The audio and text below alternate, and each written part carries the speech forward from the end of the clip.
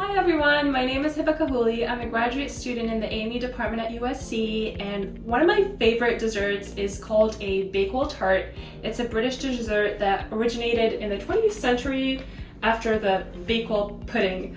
Obviously, I don't have access to these in the US, so sometimes I buy them imported from like British stores. There's one in Santa Monica, and it's consisting of a short crust, a layer of jam above it, and then a frangipane filling, which is like an almond filling, and then some icing. And because I'm lazy and I don't always want to deal with a short crust pastry, I make a cake version of the Bakewell tart. So that's what I'm going to make today. Today I'm going to be using a KitchenAid, but if you don't have something like this, you can use a food processor or even a handheld mixer.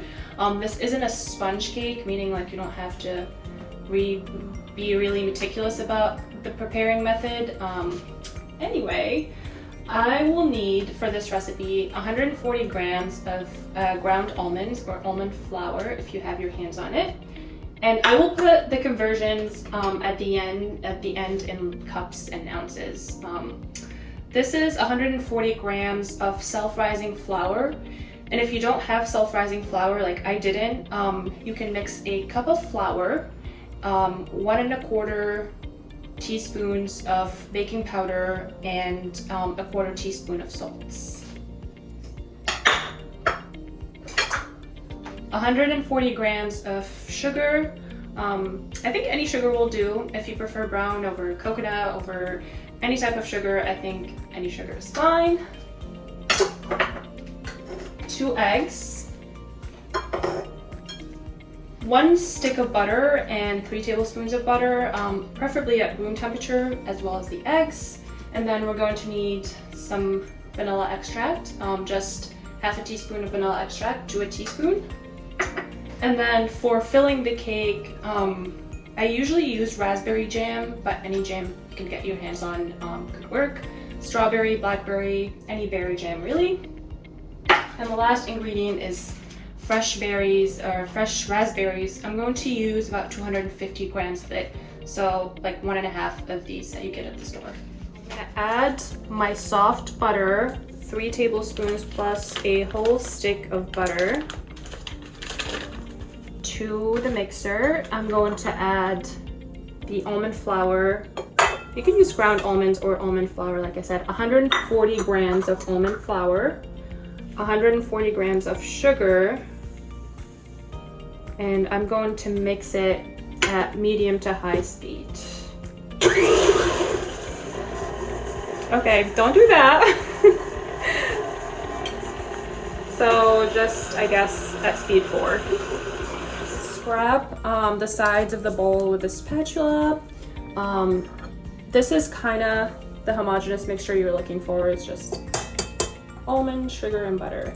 And then I add my 2 eggs, 1 at a time, and then I mix after each addition.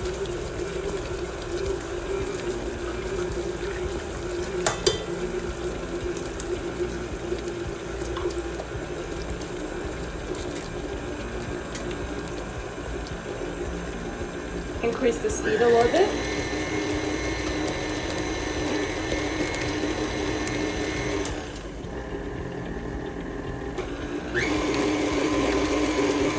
Alright, that is kind of what I'm looking for. Now I'm going to add a whole teaspoon of vanilla extract.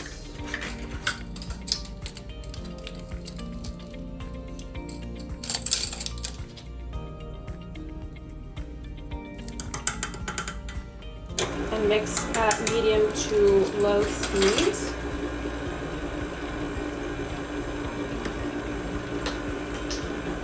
That fell. Okay, and finally I'm going to add the flour, the self-rising flour, which like I said was almost a cup of flour, 1.5 teaspoons of baking powder, and 1/4 teaspoon of salt. And then I weigh out 140 grams out of that mixture after I mixed it really, really well.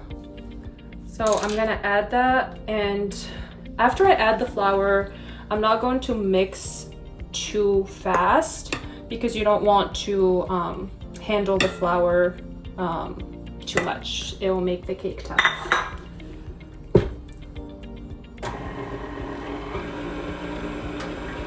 And I continue to scrap the sides with my spatula.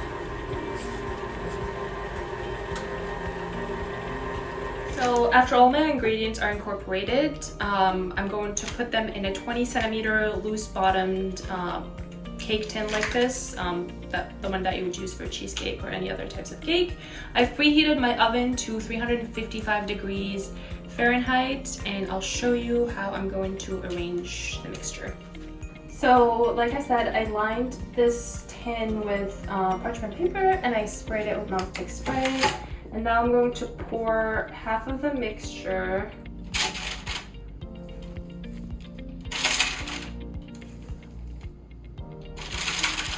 it out.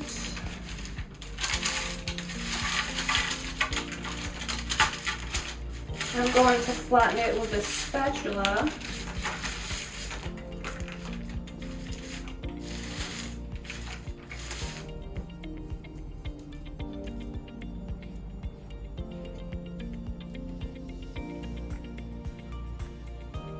And then what I'm going to do is I'm going to press these raspberries just somewhere sporadically.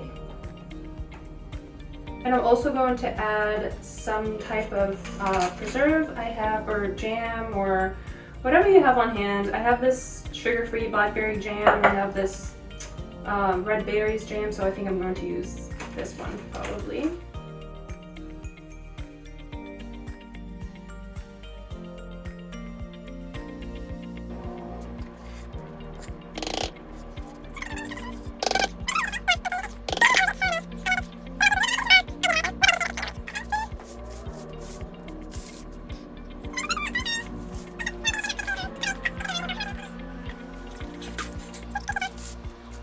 So we're pretty much done prepping the cake. I'm just gonna put it in the oven that I preheated at 355 degrees for 15 minutes, and I would watch it closely. When it becomes golden brown, I would take it out of the oven. Or you can taste for doneness by putting a toothpick, and if there's nothing on the toothpick, then it means it's done.